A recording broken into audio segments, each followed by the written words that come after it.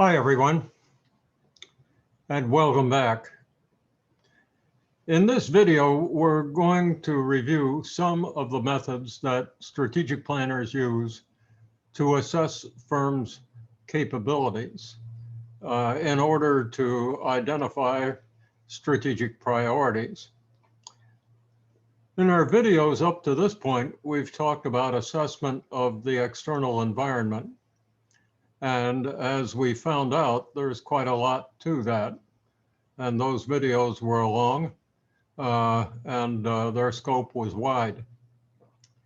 This video isn't nearly as ambitious as those were. For one reason, it's because some of the techniques that I'll be discussing in this video also are discussed in strategic management textbooks. Not all. There will be several that I go over that aren't usually discussed in strategic management textbooks.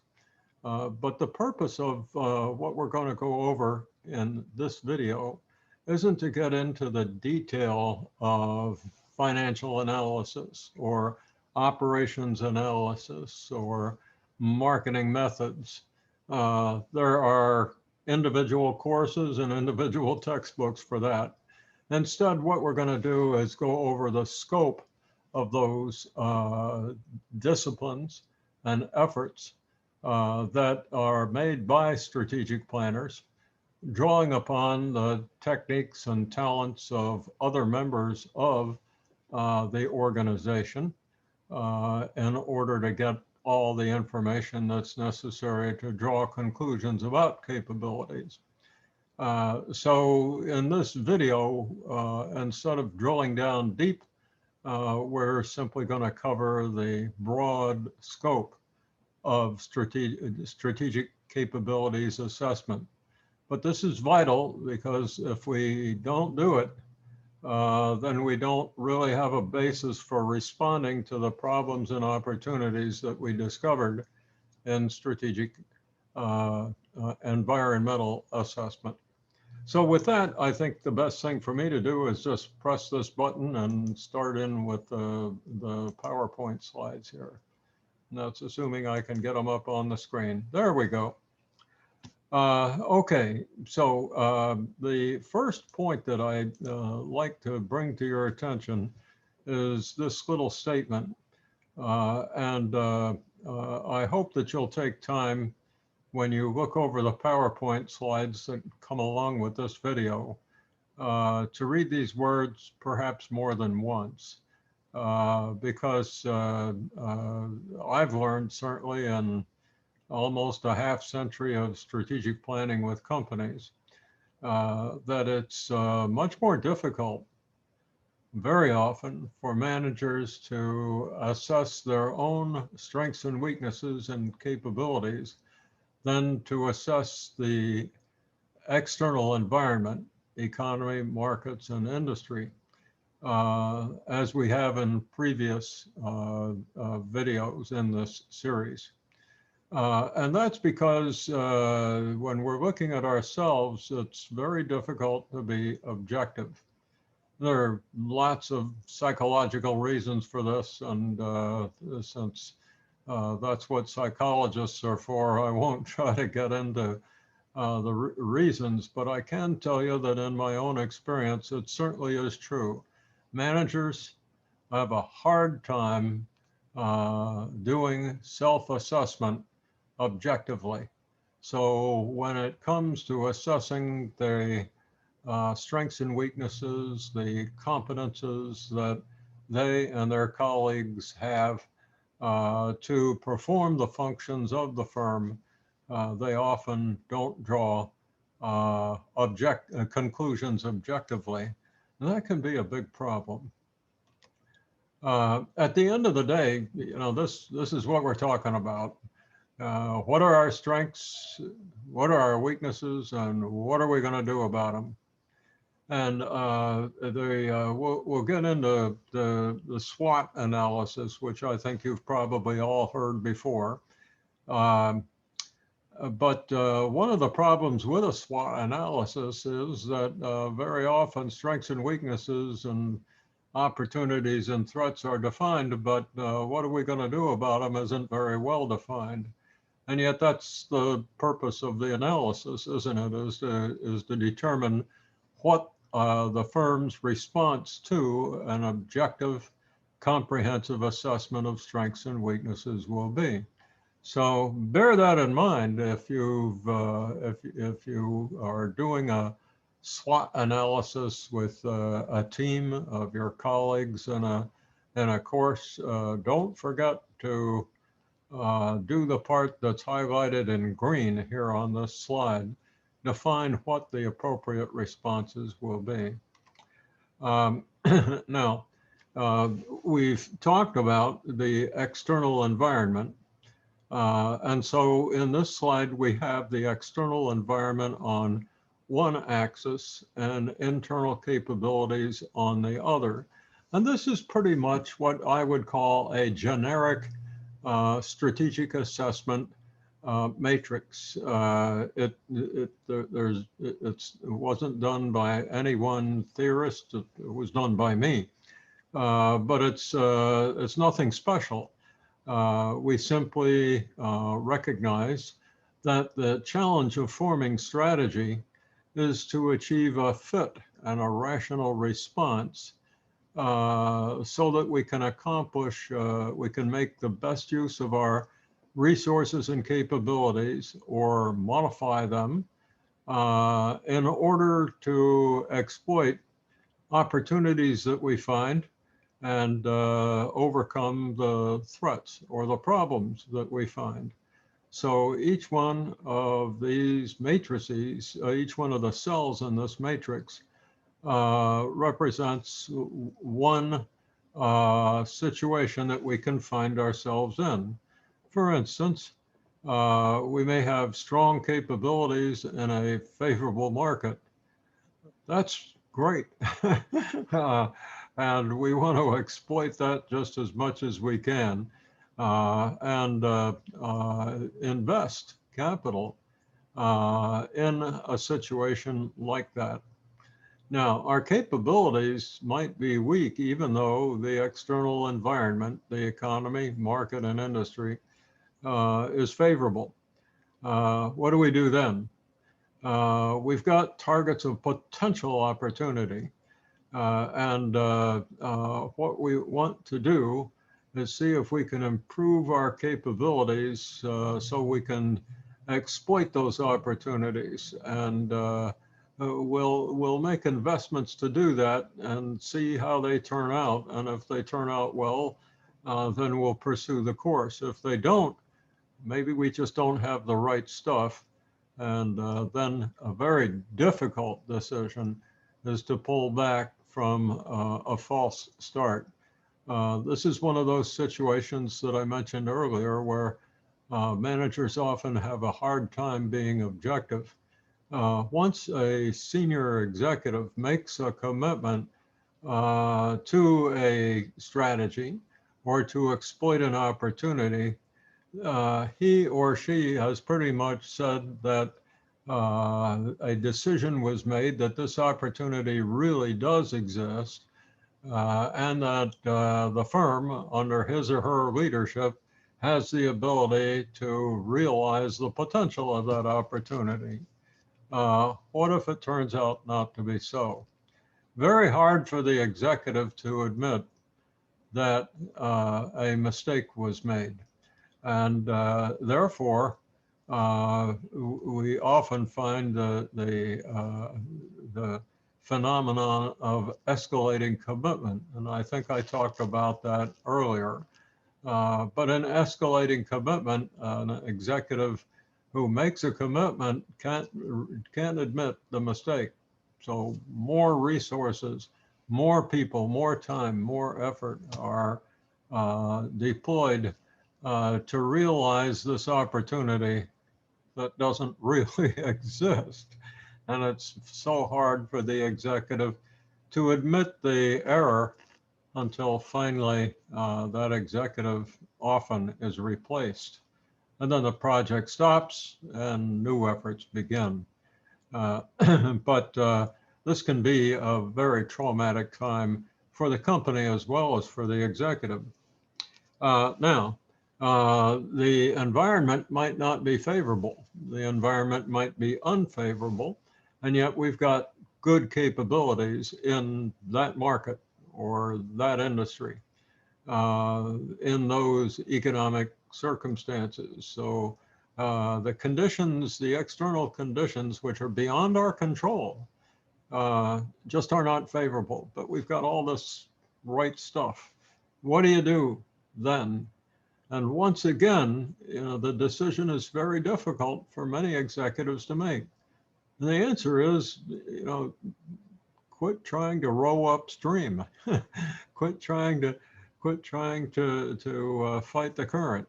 Instead, see if you can take those skills and those resources and redeploy them in more favorable environments, more favorable markets, and a more favorable industry element, and so forth.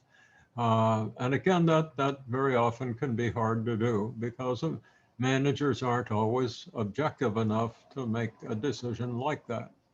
And finally, it may be that our capabilities are weak and the external environment is unfavorable.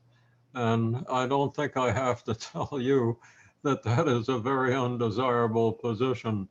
If a manager happens to be trying to pursue or protect a situation like that, his or her days are numbered, and the firm is in for a hard time. So the best thing to do is either divest those resources, convert them and redeploy them, or just get out of that part of the business. So again, you won't find this matrix in your textbook, but it's a generic strategic decisions matrix that characterizes just about all others. And we'll take a look at a couple of the others that you are more familiar with, but this is the form that a great many of them, if not all of them, take. So here's one of them. This is one also that you won't find in your textbook. It was given to us by a guy named Kenichi Ome, who at the time was managing partner of McKinsey & Company, which is probably the preeminent strategy consulting firm in the world. And Kenichi Ome wrote a book, and this diagram was in it, along with others. And I think he also wrote an article where this matrix appeared. But I loved the way that he wrote about it because it was so matter of fact.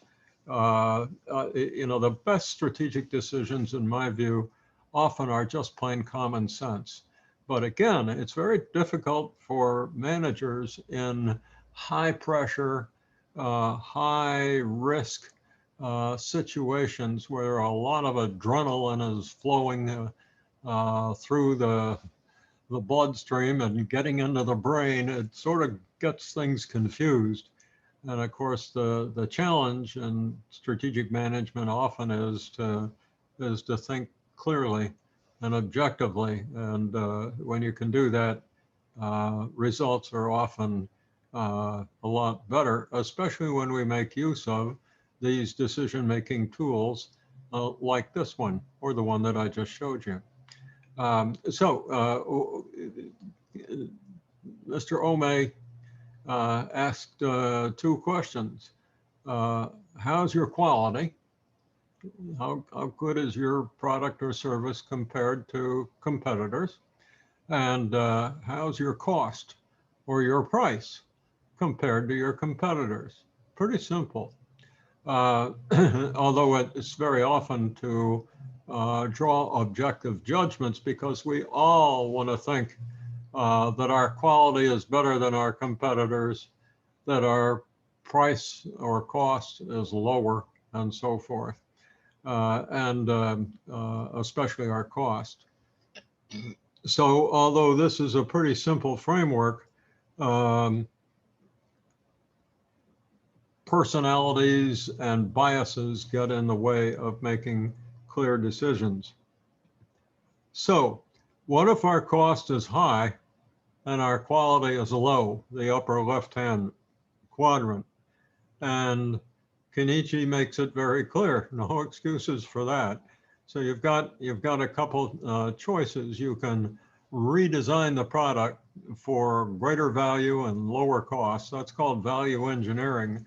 When I was at Phillips Industries, we made a lot of money by taking basic products and re-engineering them so that they offered better quality, better value to the customer, and yet we found ways to make them less expensively. And of course, that's wonderful when you can do it. And the guy who ran Phillips Industries at that time, a guy named Bob Breathen, was really good at that.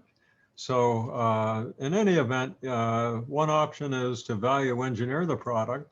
Another possibility, of course, is to realize that that's not what you're good at. In which case, if you need the product or the function, then perhaps the best thing to do is outsource. Let another firm do it for you. And there's a lot of outsourcing done today because of the realization that managers had at the time that this kind of thinking was going on in American management.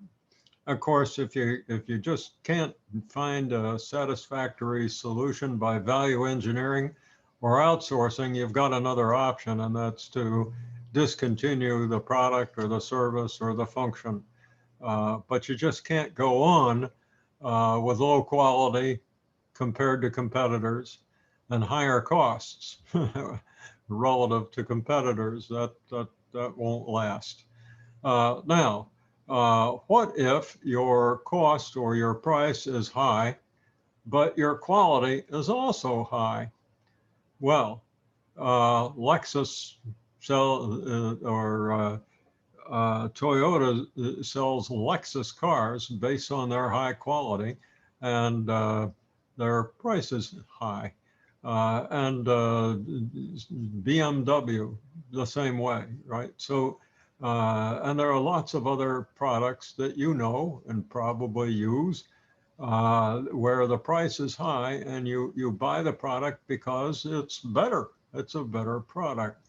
And so if yours is the company that's making that product, you want to promote that high value. It's simple as that. And you want to continue to engineer the product for even greater value so that customers are even more willing to pay your high price.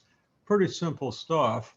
But I think the lesson from what Mr. Ome was telling us about this option is that you can't let things sit. You've got to constantly be reinventing this product for higher and higher value, but your marketing approach has got to be to promote that high value, to make sure the customer knows that what you're asking a higher price for is worth it. Now, let's go down to the bottom row. Our price could be low and our quality low. What do we do about that? Back when this matrix first was introduced, Walmart was the topic that was used as an example. I think Walmart's probably changed somewhat since then.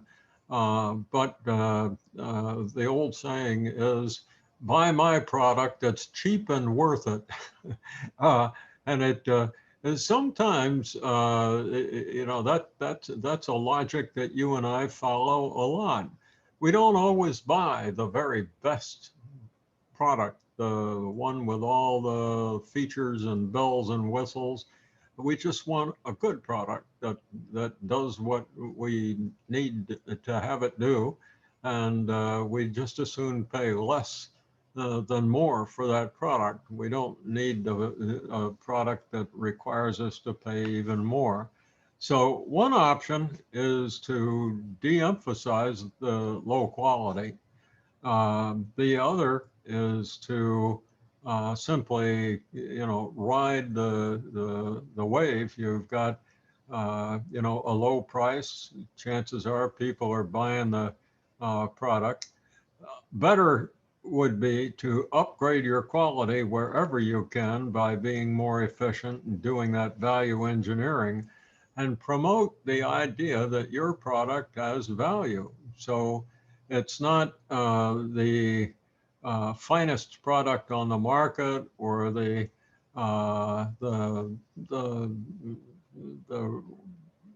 most elegant store, but it's a store that you go into. You can find your product. Your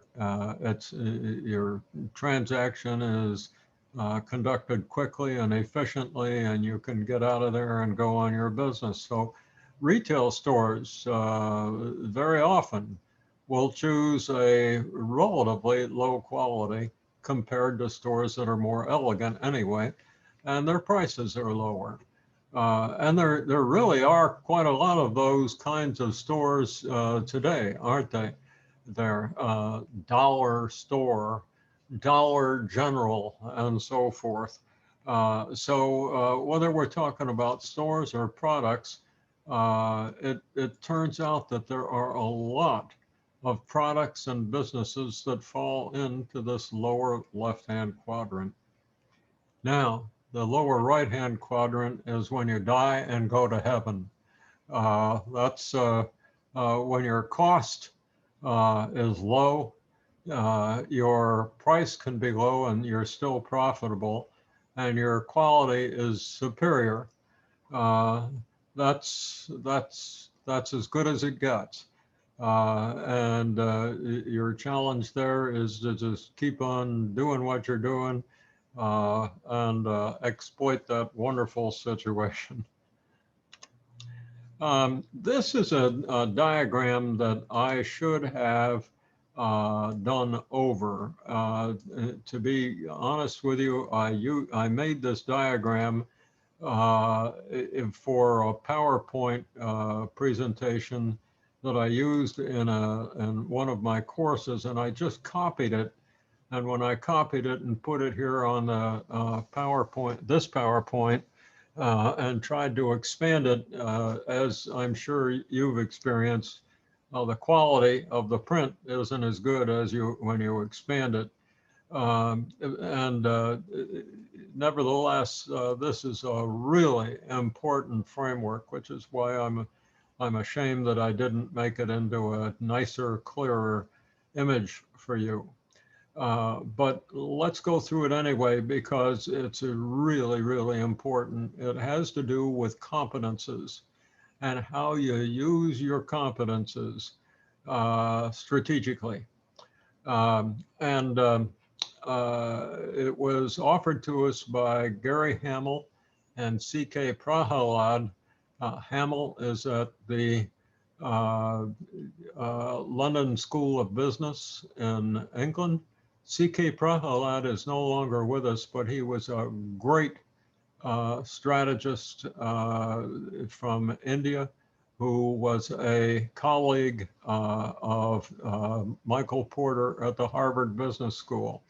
But Prahalad I'm sorry, he was at the University of Michigan. I was thinking of another guy from India, Pankaj Ghemawat. But anyway, C.K. Prahalad was at the University of Michigan, and he really did make a great contribution to strategic management. So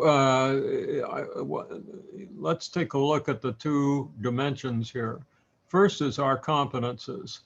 Are we going to compete and base our strategy on the competences that we have now? or are we going to develop new competences, altogether new competences? And there's a great deal today of new competence development going on, but the majority of our businesses still today compete on the basis of their current capabilities, and you have to do that. Now, what industry will we compete in? The industry that we're in now, or are we going to take these competences into a new industry? And those are two sources of evidence and input to our decision making. So let's start at the lower left-hand quadrant here, because that's where the risk is the lowest and the least innovation is required. We're using our existing competences in the industry that we're already in. So what can we do to improve the competences that we have, the way we execute them, and the efficiency with which we deploy them? And to be very honest with you, this is what we go to work to do every day.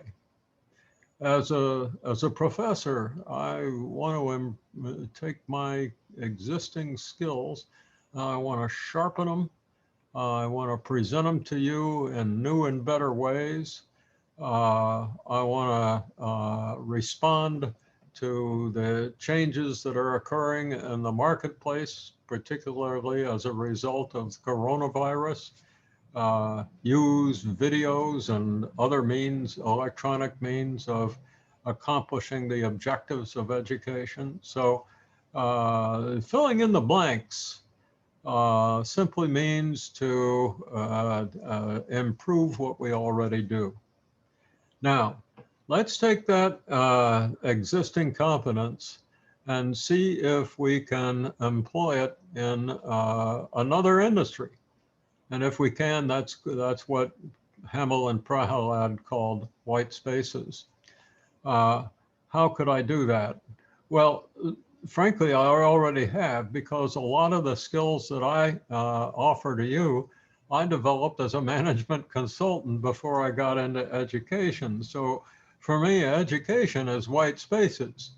I took my existing skills and into a new industry. But insofar as education is concerned, there are a lot of ways that we can take the existing skills and in teaching and education and apply them in altogether new ways. For instance, we can conduct seminars for corporations privately. And we can perhaps do more in the way of publishing. But many companies are able to take their skills and to employ them in altogether new industries, simply because they transfer well. One situation that comes to my mind is John Deere. Deere is well known as a manufacturer of agricultural equipment using diesel engines and tracked vehicles. And after it had been in business for a while, Deere developed construction machinery. So it took its capabilities into a whole new industry and has been very successful in it. Today, it also manufactures logging equipment. It did that by acquiring a company called Timberjack, which made the same kind of equipment, but designed specifically to harvest trees and forestry and logging operations. And again, that's been very successful. So Deere used white spaces to transfer, to apply its manufacturing capabilities in other industries. Now, let's move to the upper left hand, Premier Plus 10. That, I think, is my favorite because what we're trying to do is use new competences in our existing industry. And that's going on all over industry today with all the new technology that's going on. There are so many examples that you could think of using, cell phones and smartphones and so forth. It's just amazing. A simple example for me, since I'm an old guy, is Toyota's development of the Prius. Toyota is and has been for quite some time a dominant manufacturer of automobiles. And for years before we knew about it, Toyota was trying to figure out how to respond to the probability that the demand for internal combustion engines and gasoline in particular would decline over time. Not immediately, but that was in the future. So Toyota, long before you and I heard about it, started designing electric vehicles, electric power systems for vehicles. But it came to realize that the problem is that there weren't any charging stations, and that batteries were also not as far along as they are today. So Toyota designed a hybrid that had a smaller internal combustion engine and an electric powered system with a battery. And that product was called the Prius. The Prius initially was launched at a loss in Japan, and then when it seemed to be successful, it was marketed more broadly throughout Europe. And it was more profitable. It didn't make a lot of money, but it didn't lose any money. And after Toyota was really confident in its product, it launched it in the United States and made a lot of money with the Prius. It was a really well executed campaign. And so now we're in a new stage where the premium is on all electric cars, but the Prius is still with us and probably will be for some time. And it's a perfect example of developing altogether new competences to serve customers in the existing automotive industry.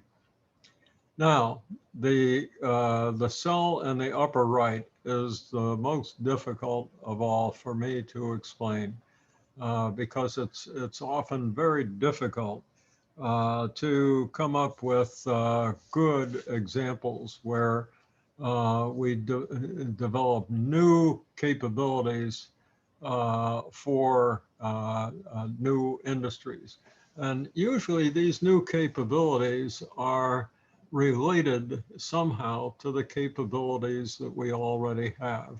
So these are related diversification moves where a company has the ability to modify its existing capabilities in order to develop an altogether new product for a new industry. Talking about those products is just a little esoteric, and I think I'm going to forego that because we've already spent a fair amount of time on this matrix.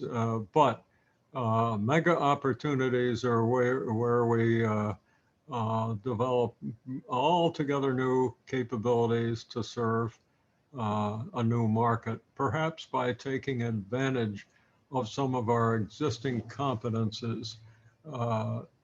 And because we're departing so far from our current operations, the level of risk and mega opportunities is the highest of everything on this chart. The level of risk is lowest for fill in the blanks, right? Now, the rate of return that we're likely to expect on a project where we're simply improving what we already do, fill in the blanks, it could be good, but it necessarily isn't going to be spectacular. The risk with mega opportunities will be very high, and we may lose our investment because it's hard to come up with new products for new industries using new competences that we don't already have. So the risk is high, but the potential reward also is very high. Okay, so now let's move on to what we talked about when we looked at industry analysis. What are the skills that are required to be successful in our industry? And as you may recall, those are called critical success factors. And so what I'm going to do now is just show you some illustrations of critical success factor analysis that were done by some of my student teams.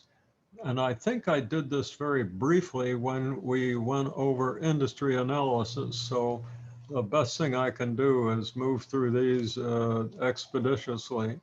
But the building blocks of competitive advantage were formed by one author whose name I can't remember, unfortunately.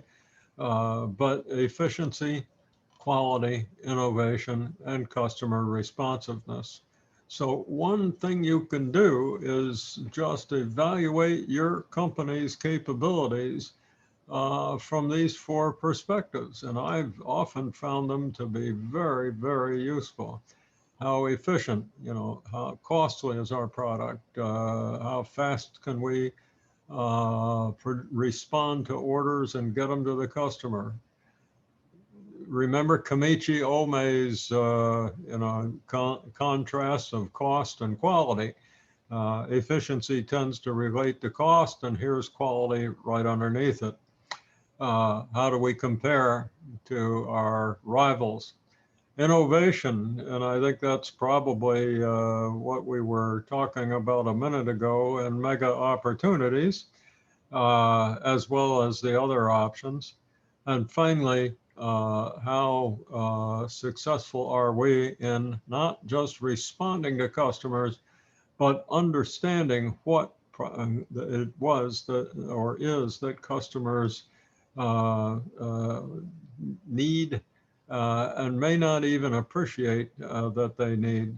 And we'll talk about a situation like that pretty soon in an example. But very often customers don't really appreciate what it is that motivates them, what they would respond well to if they had it.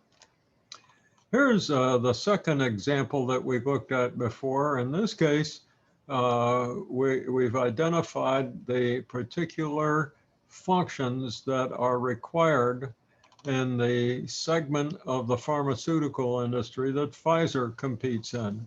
At least these are the functions that student team thought were vital.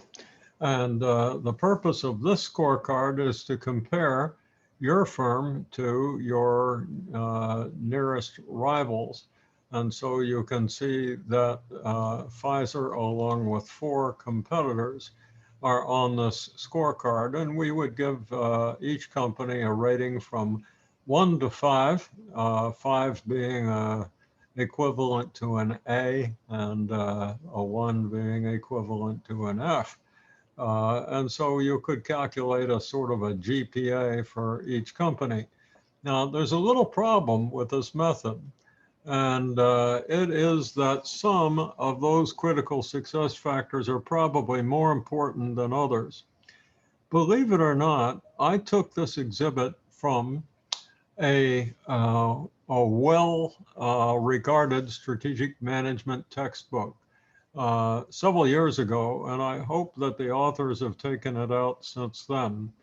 There were a couple of reasons that I've used this exhibit, and I'm quite sure I recreated it with the colors and so forth.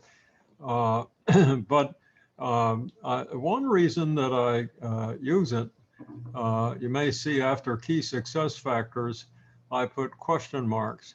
Market share at the very top. Is that a critical success factor? What do you think?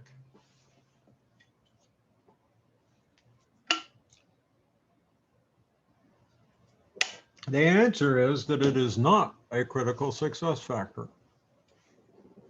Critical success factors and any other criterion for assessing a firm's capability must be exactly that, a functional capability, something that you can manipulate and manage and control. Market share is the result of effective deployment of capabilities, but market share is not a capability, is it? If critical success factors are causes, then market share is a result. Cause and effect. Market share is an effect. It's a result of critical success factors. Look all the way at the bottom of this list. General image. Here we are with objectivity as a problem, right? How do we know whether we have a good general image or not? But believe it or not, this was in a strategic management textbook.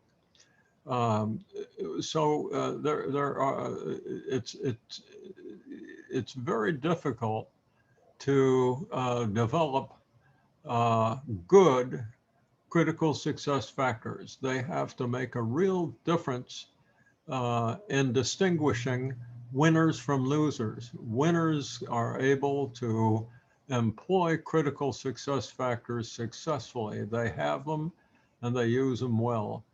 Losers either don't deploy them well or don't have them in the first place. Now, another thing that you can see if you take a look is that the weightings add up to 1.0, but in some of these, there are zeros. And that's because I'm trying to illustrate the fact that some of the functions that exist in a company in its capabilities are not, they don't determine or distinguish winners from losers. Maybe everybody in the industry does that function adequately. Whether or not you think that the zeros here are applied properly or not isn't the point. I think one of my teams just applied these perhaps even randomly. But you can see that you can rate between 1 and 5 a firm's capabilities as is done here. But insofar as determining critical success factor score, we take the weighting, multiply it by the score, and get the weighted score. And if we've done it right, when we add these things up, we're going to get a number in the scale from 1 to 5. In this case, the weighted score is 4 out of 5, which is pretty good. So in this hypothetical example, the company under evaluation for its critical success factors did pretty well. But you can see that several of these items, regardless of their weighting, were not judged critical to success. And therefore, they didn't make any difference in the outcome. So another item that I'd just like to bring to your attention is that in my travels as a management consultant, I don't think I've ever seen a company that had more than 8 critical success factors. I don't think I've ever found one with fewer than 3. And what do we have in this case? 3, 4, 5, 6, 7, 8, 9, 10. That's a lot. That's a lot. Normally, there are, for any industry or industry segment, in my experience, there are just a handful of these functional capabilities that distinguish winners from losers. If you can figure out what they are, you're really ahead in the game, aren't you? Because you're able, as an analyst or a planner, to focus in on those few functional capabilities that could really set your company apart strategically and financially and competitively. So going to the trouble of finding out what those factors are that separate winners and losers, it'll be very difficult. I'll tell you right now, it's not easy to come up with them. And once again, objectivity of managers is very much an issue here. But if you can do it, and there are ways to do it statistically, you can contrast companies' capabilities and financial outcomes using multivariate statistics and a variety of techniques to come up with those few competences that distinguish winners from losers. It's worth the trouble, but I'll tell you right now, it's not easy. So here's an illustration of how this technique can be used. This is the work of a team that compared PepsiCo to its 2 arch rivals, one of which makes carbonated beverages, that's Coca-Cola, and the other Mondelez that makes snack foods, and PepsiCo makes both snack foods. The brand is Frito-Lay, which I imagine you've heard of, and of course Pepsi-Cola. So the team had to compare PepsiCo to both Coca-Cola and Frito-Lay using the factor weights. And an interesting question is, should the factor weights be the same for beverages and snack foods? As it turns out, you can make a good argument because they're both marketed in the same way. They respond to the same kind of consumer buying priorities and so forth, are marketed through groceries and such, that the factor weights can be viewed pretty much the same in the beverage industry as the snack food industry. It's kind of interesting. All right, this takes us then to the basic issue of resources. Resources are what we have to compete with, right? They are the raw ingredients of capabilities.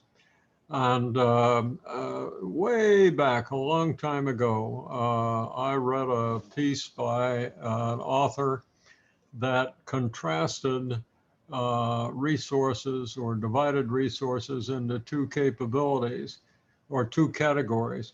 And over the years, although his vocabulary of operands and operants hasn't been used very often, the different vocabulary has been used to distinguish these different types of resources. I like the vocabulary. I like these designations, and I've continued to use them. So the first is operands, and these are the classic assets, if you will. They're passive. They're usually tangible. Think in terms of machinery and equipment. factories and so forth, trucking fleets and so forth. They may include technology and technological items, computers, communication systems, and so forth, but they don't go anywhere by themselves. And they have to be used, deployed somehow. Operands are a different kind of asset. Whereas the operands are passive, the operand is active and actually employs or deploys operands. They're intangible. They're skills, experience, expertise. You're more likely to find technology here rather than as an operands in the form of such things as decision support systems and processes and so forth that your competitor can't see, but because you've got it, you can do something better than that competitor can do. It may be that an individual possesses operands, like a talented athlete, or an organization like Apple. Because these assets, operands, are invisible and intangible, they can't be seen by your competitors. They can't be observed. And it's more likely that you can keep them secret and that they can be valuable because you can deploy them and your competitor can't necessarily deploy them. Although what happens over time is competitors do figure out what their rivals' capabilities are and then try to emulate or even improve upon them. But operands are certainly harder to duplicate than operands. You can, if somebody's got a real good machine or a real good factory and you've got the capital, you can build a real good factory too. But it's a lot harder to duplicate your rival's expertise and experience. There are a couple of examples down here at the bottom. In class, I often tell stories about these. I'll see if I can do it quickly. But during the Korean War, our pilots were very often veterans from the Second World War, which had ended less than 10 years earlier. And so these were Second World War pilots who were used to flying propeller fighter airplanes.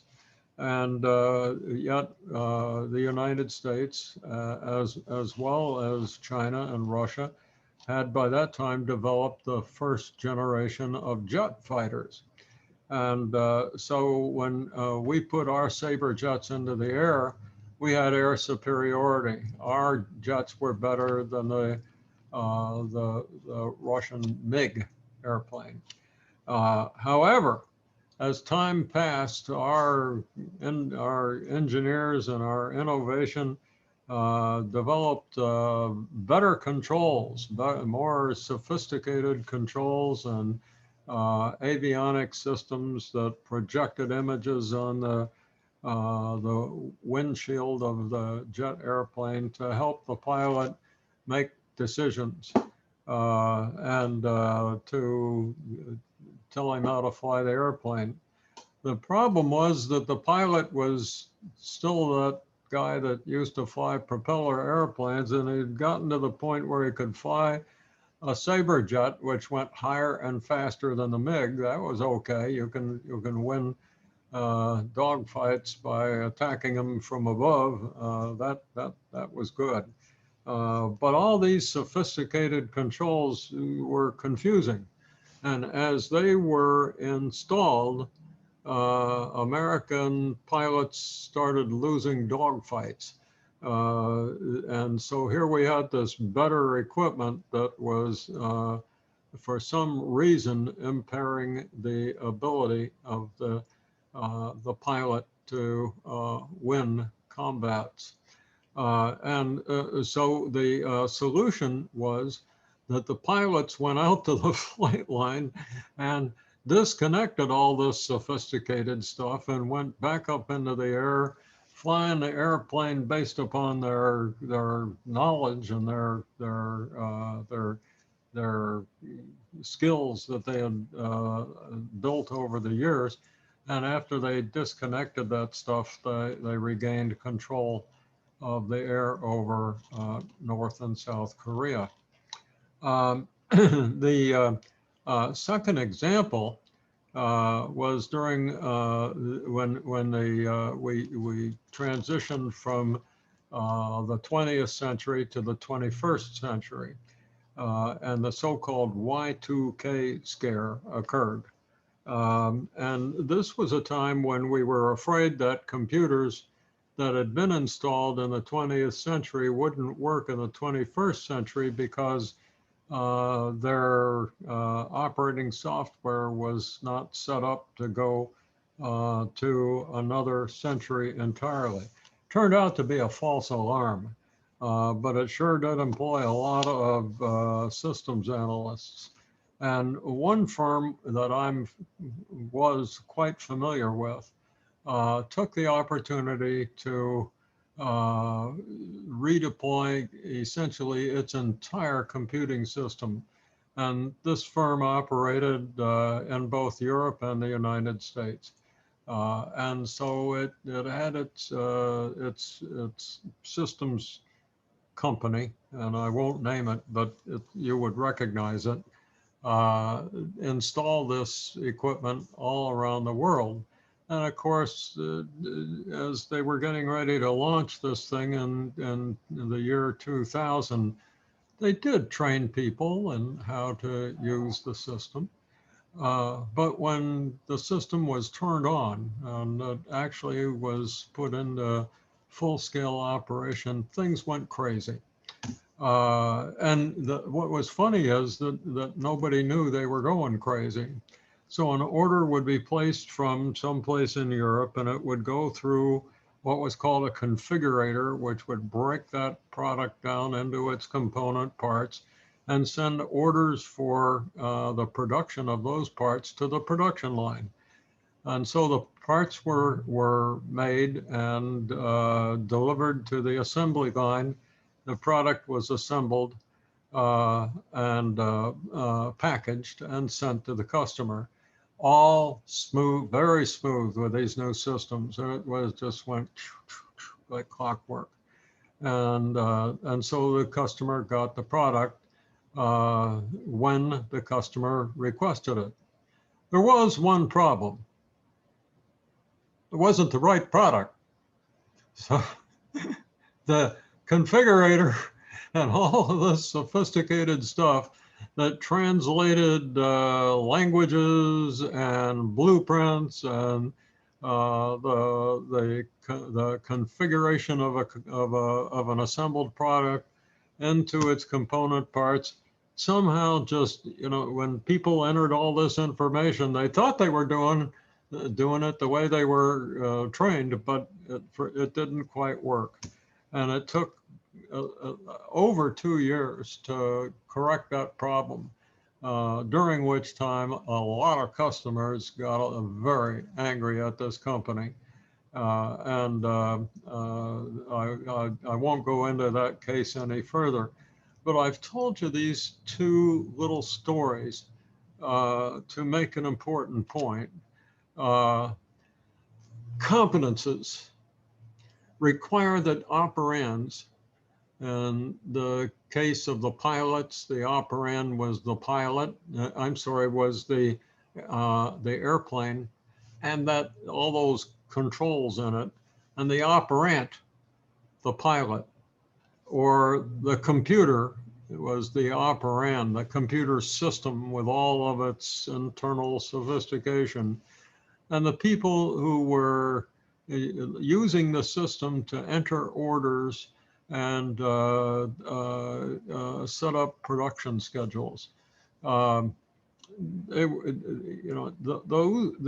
operands and operands have to be well suited. And in each of these examples, they were not well suited. The pilots simply weren't ready for that kind of sophistication. And the people who operated this machinery had no idea what was going on inside the system, and they just keyed things in. It just turned out that, they didn't key in the right stuff because they didn't know any better. So just having great equipment or highly skilled people without the other doesn't usually give you a competitive advantage. In fact, we found out with the pilots that when the pilots, made those airplanes less sophisticated, they were then able to reassert control of the air. Strengths occur, competitive strengths occur when we have both superior operands and superior operants, and when they are well matched. And at that point, a firm has distinctive competitive competence. And that's the magic ingredient. So a firm's capability to make creative use of its competences, of its distinctive competences, also is required for competitive advantage. So you not only have to have distinctive competence, but you have to have the ability to employ and deploy that competence. There is a famous acronym that was published by Jay Barney, who is a very famous guy in strategic management and very closely associated with the resource-based view of competitive advantage. I attended a number of seminars at the Academy of Management that he conducted, and was always so impressed by him.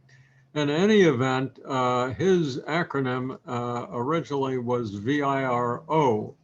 Later on, the S was added by some other authors. So if you're assessing your resource for competitive advantage, you want to ask yourself a few questions. One, is that resource valuable? That is to say, does it make a difference in exploiting an opportunity or neutralizing a threat in the environment? Is it rare? Is it difficult to get hold of? Will there be a significant cost advantage to a firm trying to obtain it? So is it difficult? Is it inimitable? And that's what I was actually referring to a moment ago. So is it rare? Is it difficult to get hold of? And is it hard to imitate? So when you have that resource or that capability, and it's difficult for others to get, is it possible for somebody else to get to develop that same capability, or not? Is it costly? Is there technology required that is difficult to come by? Does your firm have, here we are again with what we talked about a moment ago, does your firm have the ability, by virtue of its organization and the skills of its people and its routines, is it able and willing to exploit that capability? Later on, another item was added, and that is it substitutable? So if it's possible that other resources can accomplish the same competitive advantage that the resource under examination can deliver, then that lowers the value of the resource under examination. So when you're looking at a resource, and that resource could be an operand or an operant, ask yourself these 5 questions. Is it valuable? Is it rare? Is it difficult to imitate? or duplicate? Can it be substituted? Is there some other way to accomplish the same benefit? And does your organization have the ability to deploy it effectively? If you get positive answers to those things, then you've got a good situation. Another item that we need to pay attention to is organization. This is my own checklist. Here we've got the same problem that we had before, and that is it's extremely difficult to get an objective assessment of the people in our organization, whether they're members of the board of directors or the managers of functional departments.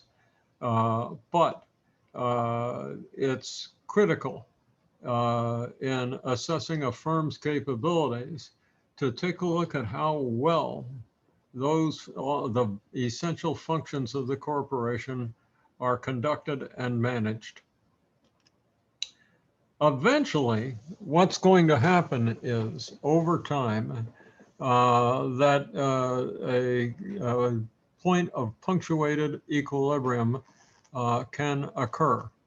When an industry reaches its maturity and stops growing, new technology, new methodology probably has been percolating and trying to find a way to express itself.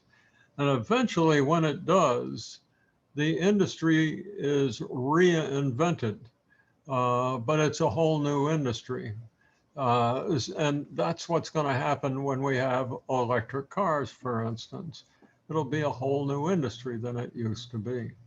So you need to be aware of the fact that there will come a time when your management has to jump curves to move to the new industry that evolves from the one that you're in today. And again, judging when and how to make that transition is extremely difficult due to the lack of objectivity that managers usually bring to the problem. Okay, at this point, we're going to just run through a few quick methods of rationalizing the results of capabilities analysis and environmental assessment. I'm not going to linger on them, but I do want you to know that they exist. So here's the one that you're familiar with already, right?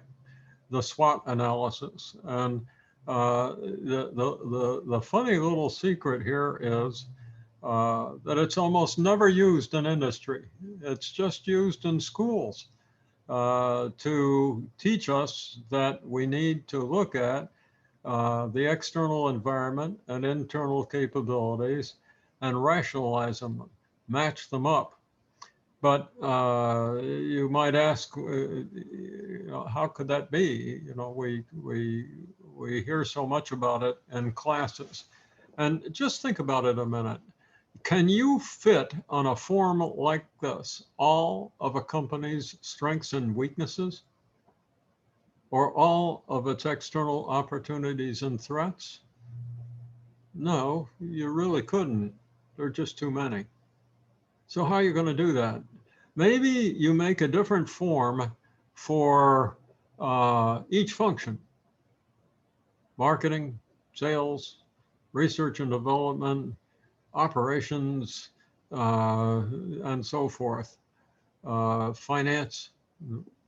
Only those functions break down into so many different categories, you really couldn't fit all of a company's marketing, strengths, weaknesses, opportunities, and threats on one page. And you certainly couldn't, in a manufacturing organization, put all the manufacturing strengths, weaknesses, opportunities, and threats or problems on one page. You'd have to break it down into assembly, quality assurance, production engineering, and so forth. And the same for all the other functions. So by the time you got done, you'd have a document about the size of the New York telephone book. And it would be a little awkward. And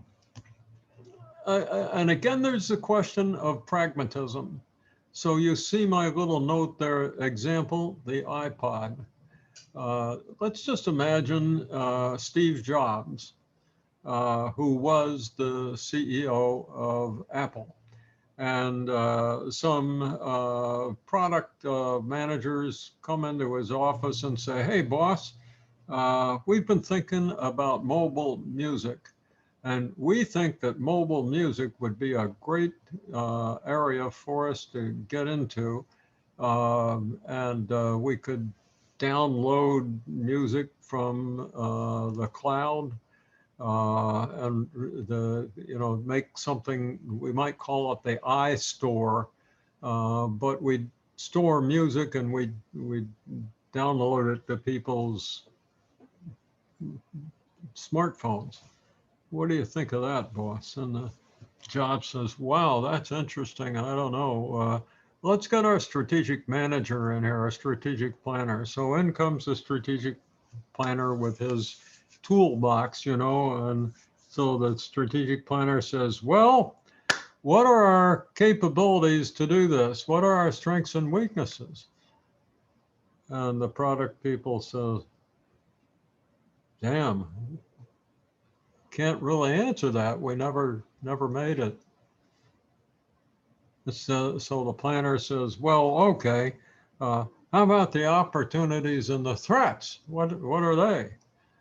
And again, the product managers say, well, we're pretty sure there's an opportunity, but we don't know how big it is because, nobody's buying this stuff. We can't tell you what the size of the market is. And the threats, we'd only find out after we started doing it. And the strategic planner just looks at him and shakes his head. And Steve Jobs throws up his hands and says, oh, the hell with this iPod idea. Let's move on to something else. Well, that's not what happened, is it? And Apple didn't do a SWOT analysis for this product. And sometimes if companies try to do analyses like SWOT analysis, it can take them so long that by the time they've done the analysis, somebody else has already launched the product. So SWOT is a great concept to explain to people the need to rationalize internal capabilities and the external environment. But in actual practice, all I can tell you is that I've visited a lot of companies' strategic planning departments, and I've helped a lot of strategic planning departments, and I haven't found very many SWOT analyses at all. Maybe a couple, but I can't even remember when that was or where it was. So essentially, companies just don't use this thing, even though you're asked to read about it in your textbook. Anyway, remember this slide? The real problem here is you got to figure out what to do with your results, assuming you've got this New York telephone book full of those results. You have to come up with action indicated, and very often that's left out.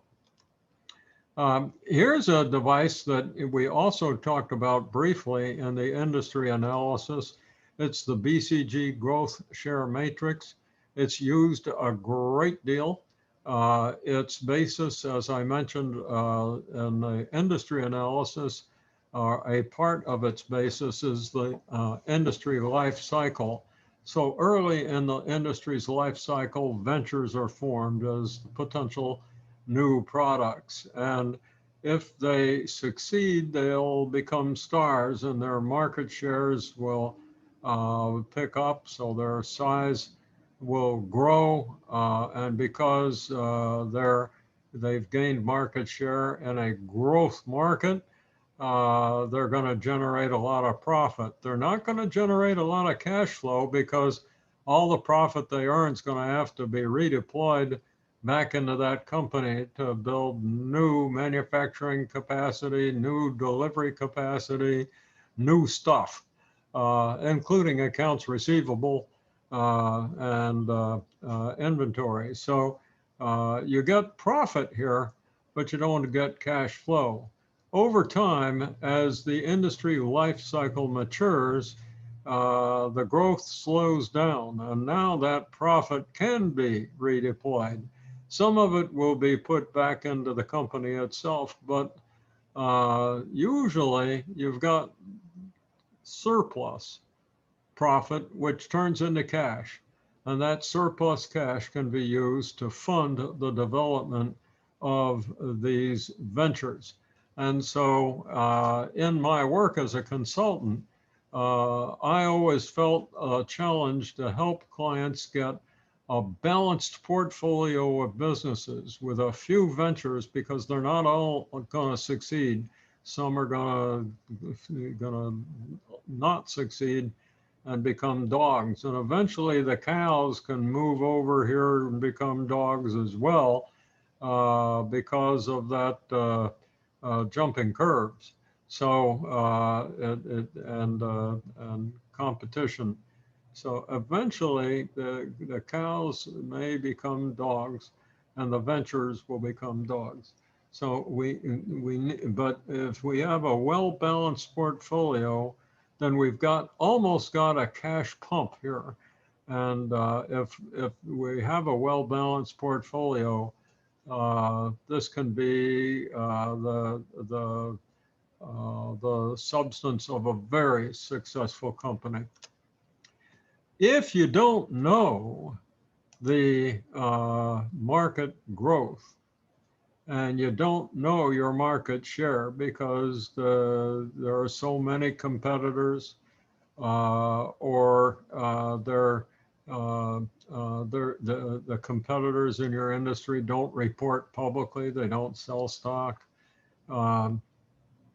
If the market is nebulous and difficult to understand, it may be difficult to do a BCG growth share matrix, in which case you've got to try something else.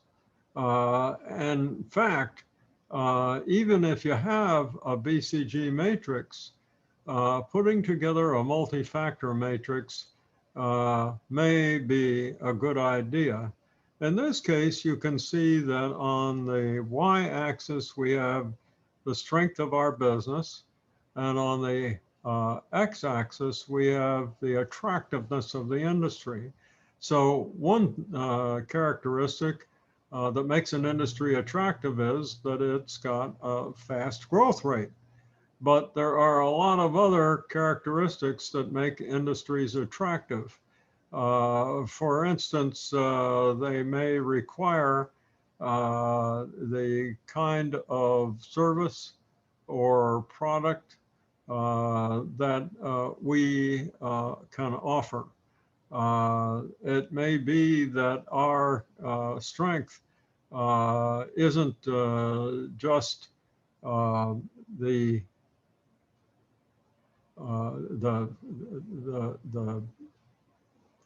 capability that we have now in our market share, but in other, certainly a strong market share is one strength, but it may be that our technology, our marketing abilities, other capabilities that sort of set us apart.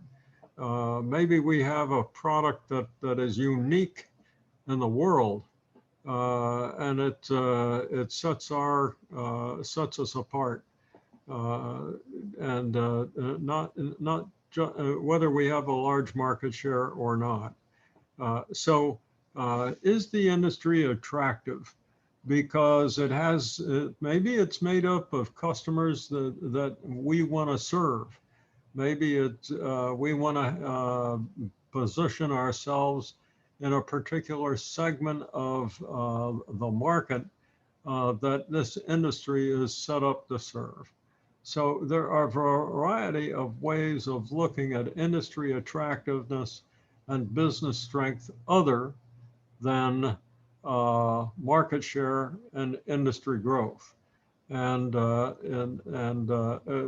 if you can determine what those might be, you can set up a matrix like this and position your product or products, your various products, on this matrix. Another thing that you can do in both the BCG matrix and the multi-factor matrix is position other companies on the matrix to contrast their positions to yours.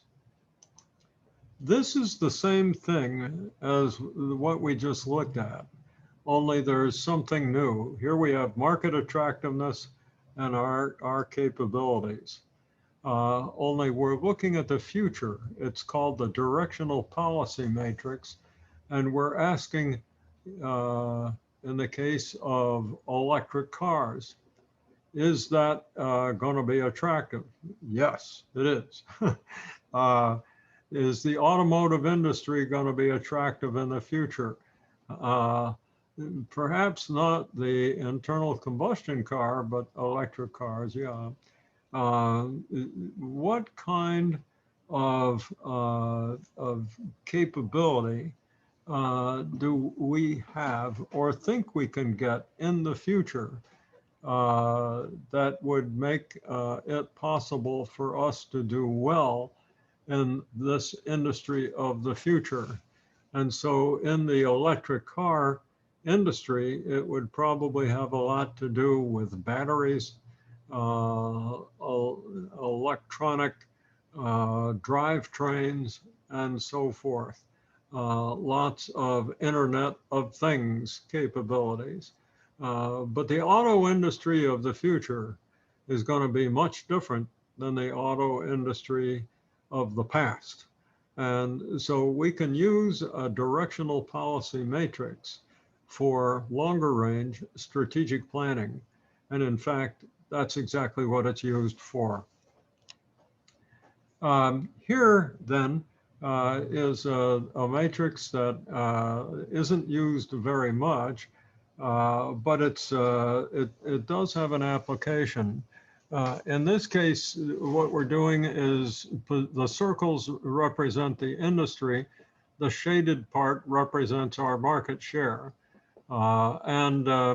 Again, we can have multiple products or companies on a matrix like this. In this case, I've used the matrix to show how two companies might evolve through a life cycle and how difficult it is to identify a winner from a loser earlier on in the life cycle. You can see that at the beginning, both of these firms start out in essentially the same place. I really should have made the first two little circles in the embryonic stage overlap, but I wanted to make it clear that these were two separate companies, so I separated them, but pretend that they're starting out at exactly the same place. Over time, one of them develops more capability than the other. But since the industry is growing, you really can't see it because both firms are growing. See, their market shares, the dark portions, are the same.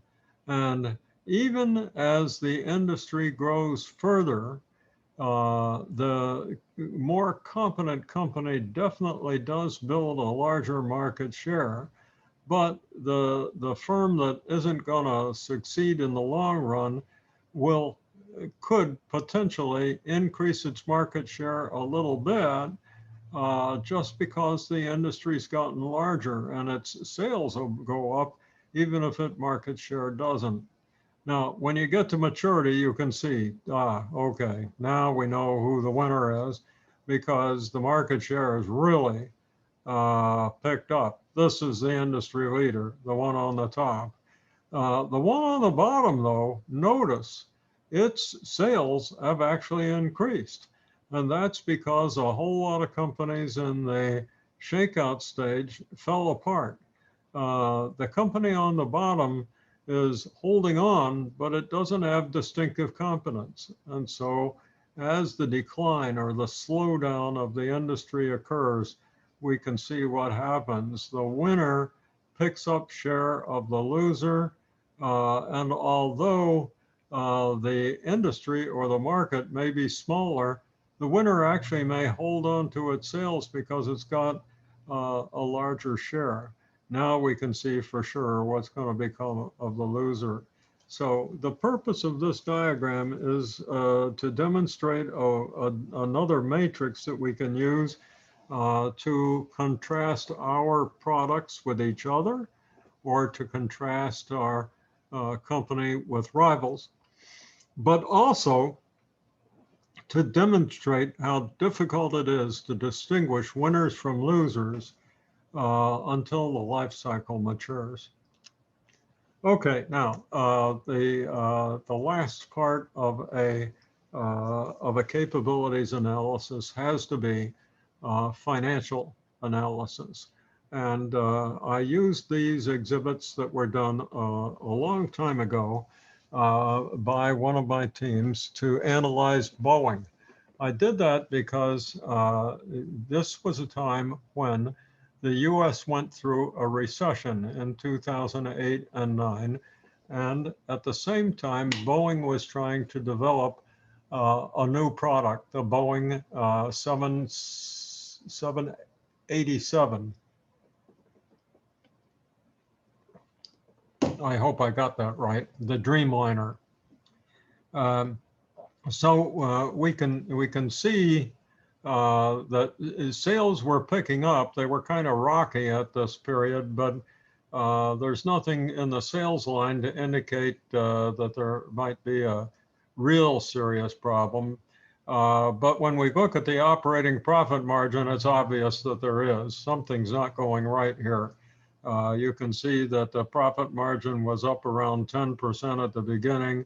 It held between 6 and 9, and then boom, down it goes to 3%, and then back up again. What's going on? Yes, it was the 787, and we can see that long-term debt was coming down as the company made profit and serviced its debt, and then boom, up it came again, rising from about $7 billion to $12 billion, $5 billion in 1 year. And it turned out that the reason that Boeing needed that money was to pay airlines because it was unable to deliver this new airplane on schedule. And in the sales contracts that in this industry, if a manufacturer can't deliver on time, there's a penalty payment required from the manufacturer to the airline for every month or 3 months, whatever the time frame might be, that the delivery is delayed. And in the case of the 787, it was delayed about 3 years, and that wiped out shareholders' equity.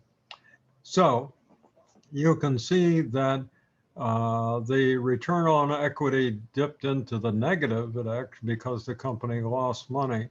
And the equity became so low that in that 1 year when operating profit finally picked up again, picked back up there, right? The return on equity was over 100%. So the profit in 1 year was greater than the amount of equity in the company at the beginning of the year.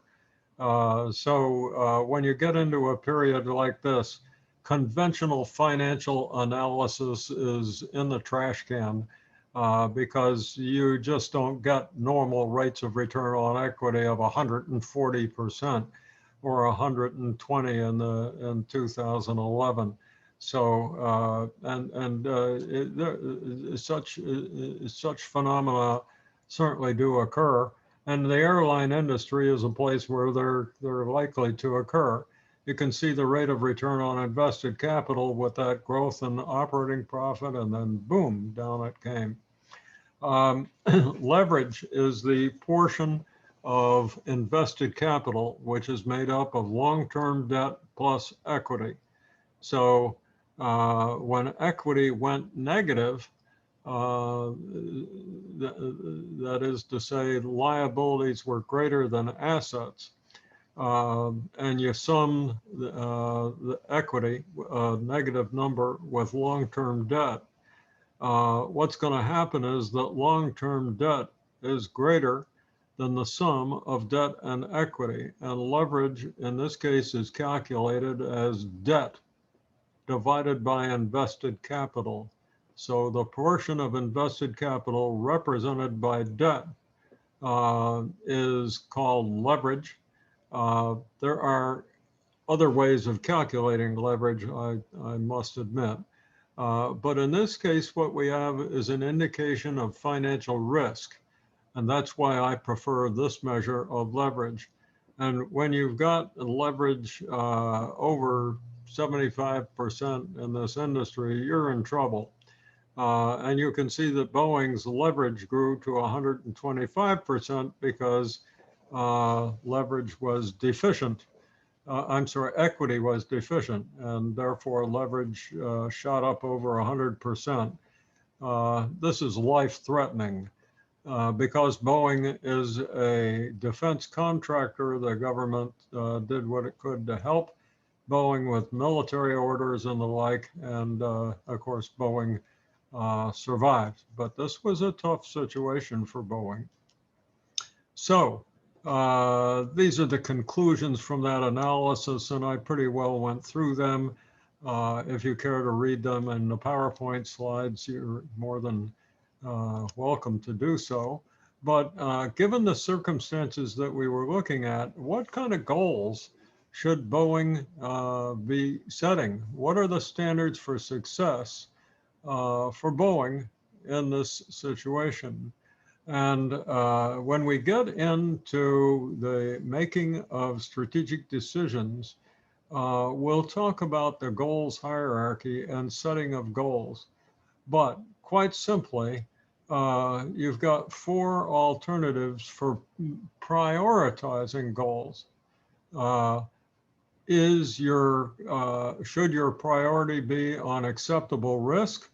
And I think the answer is probably yeah, as Boeing, found itself. As it's moving along, as if it gets to a better balance between assets and liabilities, when the leverage comes down, now we're more interested in gaining superior financial results. We need to do that before we can place our greatest emphasis on favorable market position, and that's because if we don't have sufficient financial resources, we may not be able to fully implement a market development campaign.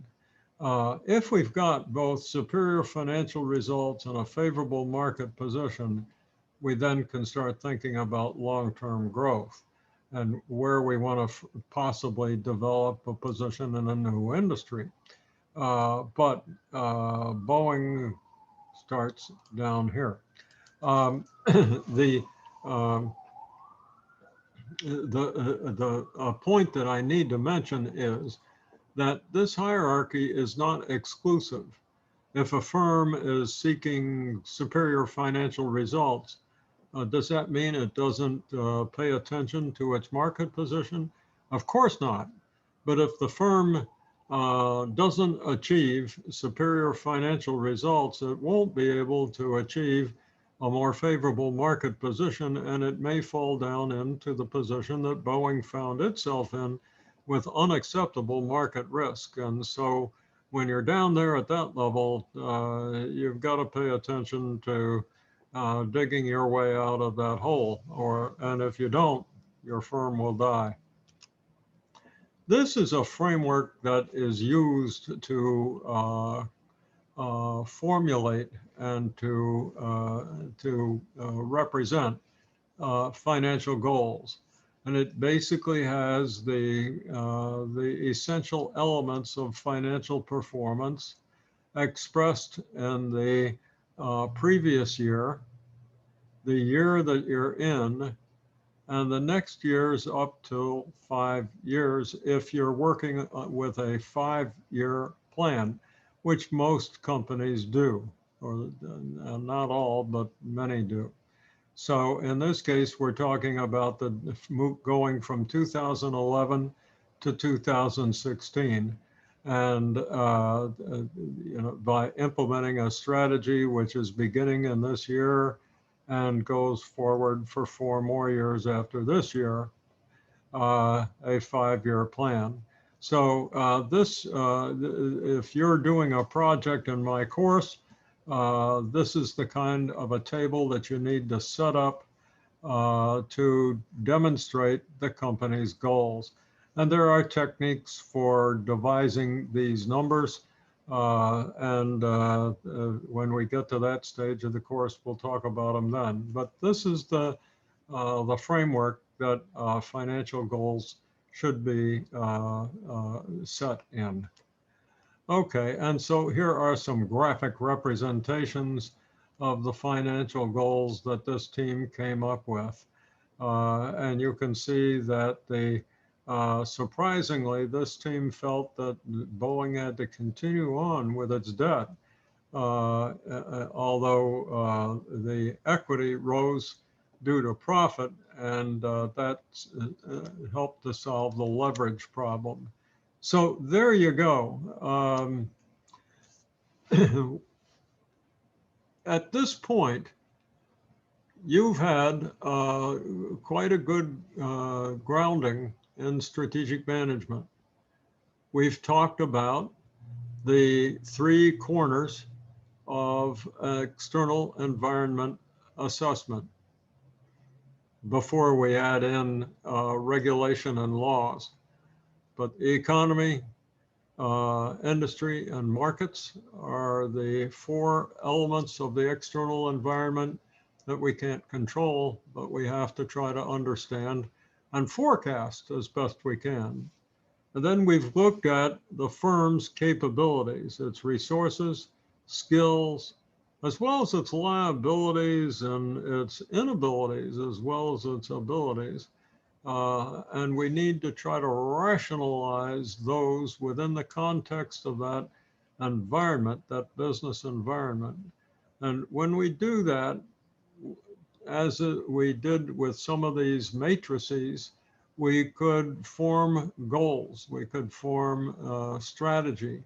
In the BCG matrix, we could take a look at having a balanced portfolio of businesses at different stages of the life cycle and so forth. And that's strategy in the pursuit of goals. So we've wandered in to strategy and strategic planning. And in the remainder of this course, we're going to talk about strategy and strategic planning in much more detail. We're going to talk about the development of approaches to compete on the basis of low cost, or differentiation of our products and our product lines, or perhaps diversification, or market development and moving into international markets perhaps. But now you've got the raw material, the tools to form your strategy with. You know how to assess the external environment. You have a pretty good framework for assessing firms' capabilities, and you've got some tools now for rationalizing them, to putting them together. So you're ready to go. You're ready for strategic planning. And that, ladies and gentlemen, is a result in which you can take pride if you have mastered these 2 types of skill: to assess the external environment and internal capabilities. So with that, I'll say goodbye to you and look forward to discussing strategy, strategic planning, and strategic decisions with you in the future. Goodbye.